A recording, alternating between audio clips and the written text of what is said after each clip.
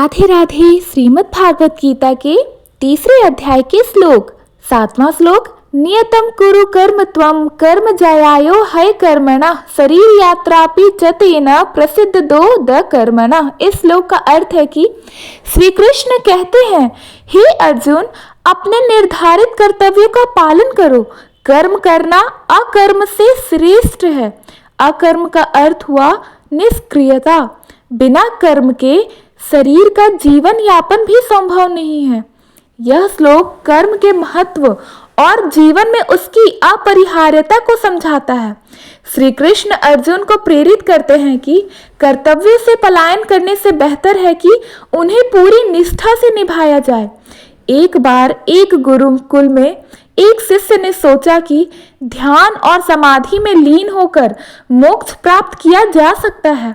उसने सभी कार्यों से बचना शुरू कर दिया और केवल ध्यान में बैठा रहता था। गुरु ने उससे पूछा, क्या तुम्हें भोजन की आवश्यकता नहीं होती? शिष्य ने कहा, भोजन तो चाहिए, लेकिन मैं स्वयं नहीं बनाऊंगा, यह मेरी साधना में बाधा होगी। गुरु ने उत्तर दिया, तुम्हारा ध्यान व्यर्थ है, क्योंकि बिना कर्म के शरीर का भी पालन नहीं हो सकता। गुरु ने समझाया कि जीवन में कर्म करना अनिवार्य है।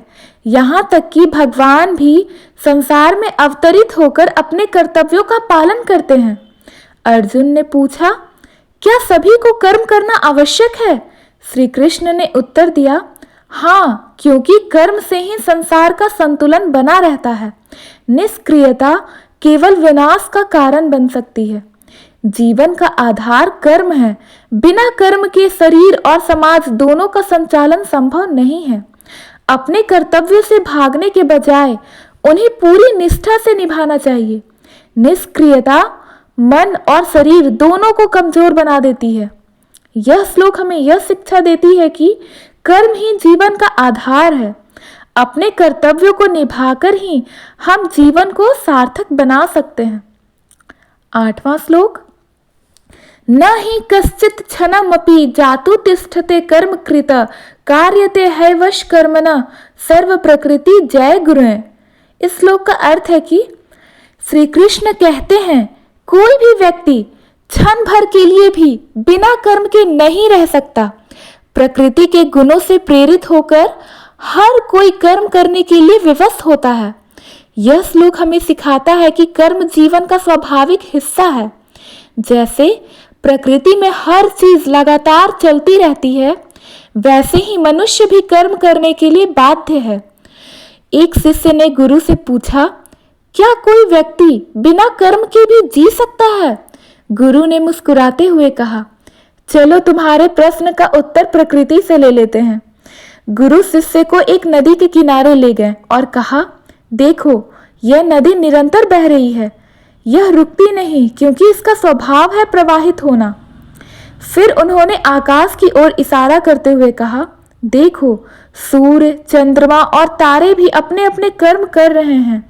शिष्य ने पूछा, लेकिन मनुष्य तो इनसे अलग है, क्या वह नहीं रुक सकता? गुरु ने समझाया, मनुष्य का स्वभाव भी कर्म करना ही है। तुम चाहे कुछ भी करो, तुम्हारा शरीर, मन और आत्मा कर्म करते ही रहेगा। यहाँ तक कि सोते समय भी श्वास लेना कर्म होता है। गुरु ने बताया कि कर्म न केवल अनिवार्य है, बल्कि यह जीवन को गतिशील बनाता है। अर्जुन ने पूछा श्री कृष्ण से कि यदि हम कर्म करने के लिए बाध्य हैं, तो फिर इसे त्यागने का क्या अर्थ बनता है? श्री कृष्ण ने उत्तर दिया, त्याग का अर्थ कर्म से नहीं है, बल्कि उसके फल की आसक्ति से है।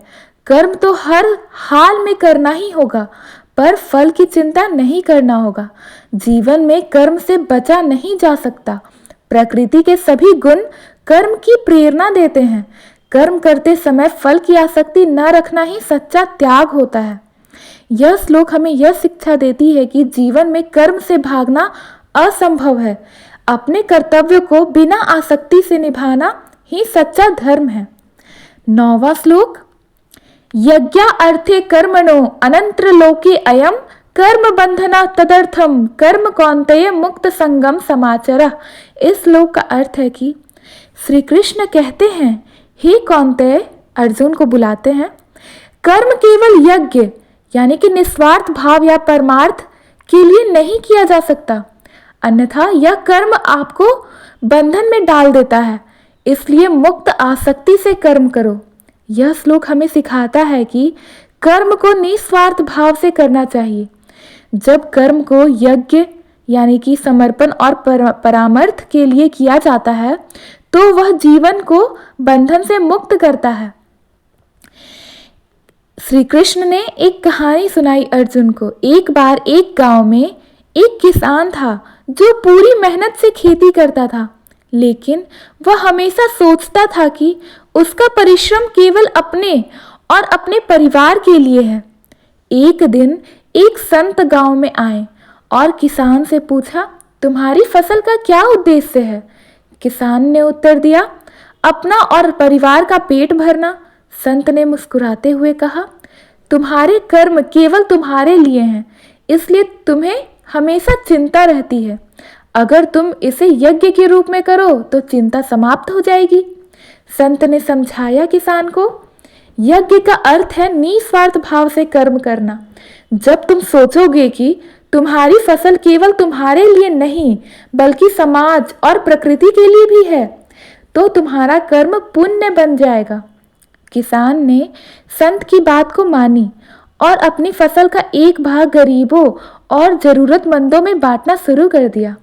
धीरे धीरे वह अपनी चिंताओं से मुक्त हो गया और उसका जीवन सुखमय हो गया। अर्जुन ने पूछा, क्या हर कर्म यज्ञ बन सकता है?